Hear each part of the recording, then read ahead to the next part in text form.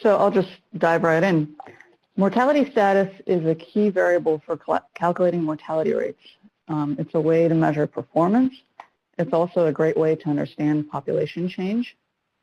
In a typical tree inventory, there's a dead and dying category. It's often lumped together, but really they have different outcomes, and results can be analyzed in different ways. Therefore, we recommend that dead trees are separated out from unhealthy trees, and removed trees are separated out from standing dead trees. In our mortality status categories, alive includes any tree that has green leaves or live buds and green tissue under the bark. So even extremely unhealthy trees, such as those with no leaves, but they still have live buds, those would still be considered alive. And that's mainly because we found that they can still recuperate. On the right side of the slide are examples of standing dead trees. These are trees that are completely dead and taller than 12 inches. Trees that are dead and under 12 inches tall are considered stumps. In the field and resource guides, we also discuss how to treat basal sprouts, because that can complicate things.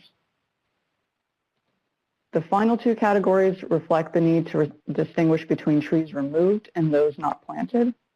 These categories have different management implications.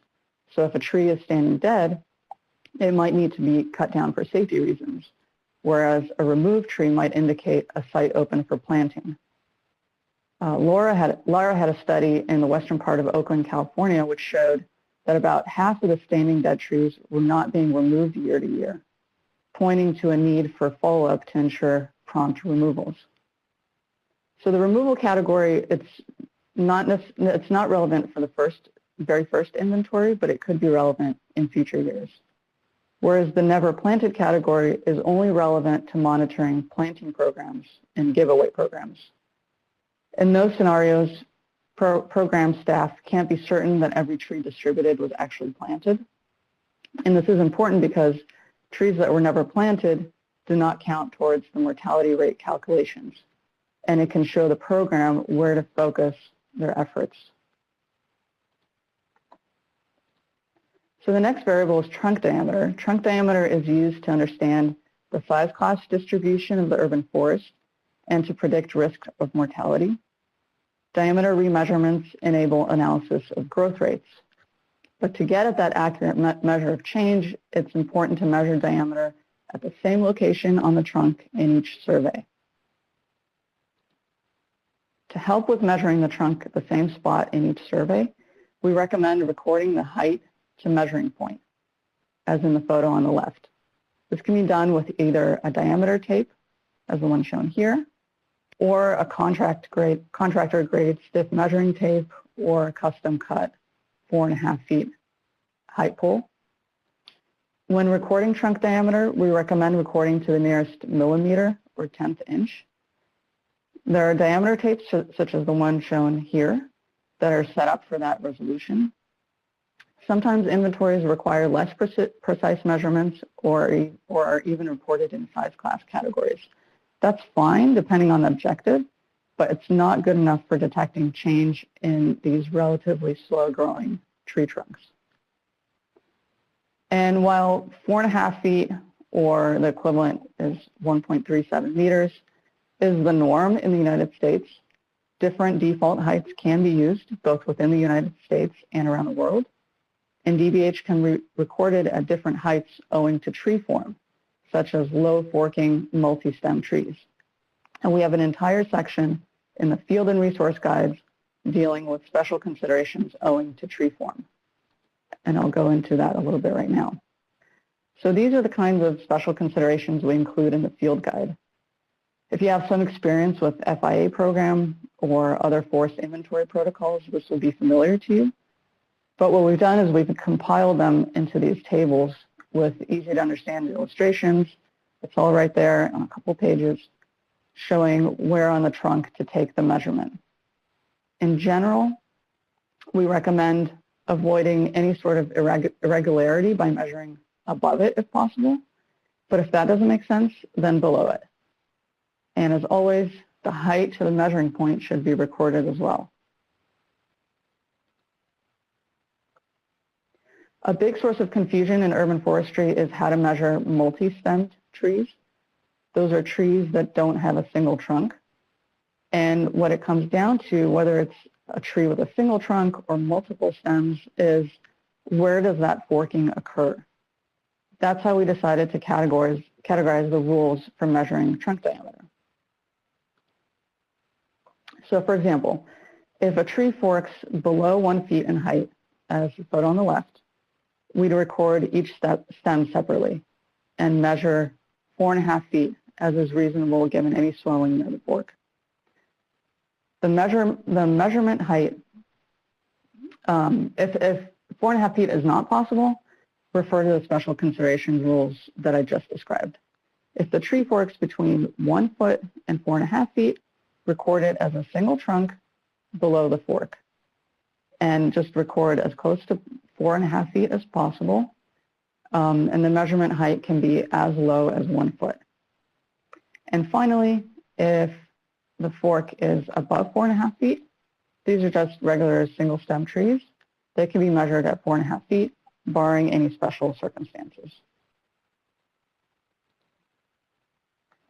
So geographic location is one of the most essential pieces of data for monitoring, as Lara mentioned.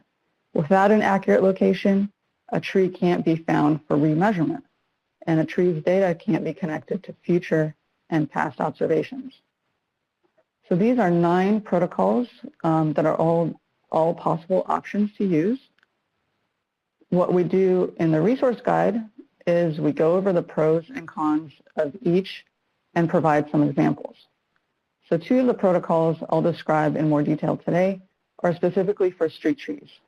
These are the address and site code method and the block edge distance method. The address and site code method is one that many urban foresters will be familiar with, which is one of its main advantages. It's also fairly quick and easy to implement. A code such as F for front or R for rear describes where a tree is located in relation to a specific property. So in front of 201 Pear Street, there are 3 trees, all in front of the property, so they would be labeled 1F, 2F, and 3F. And then in the next property over, 209 Pear Street, you would restart the numbering again, so that would be 1F and 2F. So there are a few cons to this address and site code method. For example, if there's a building demolition or redevelopment, these addresses and site codes may become irrelevant.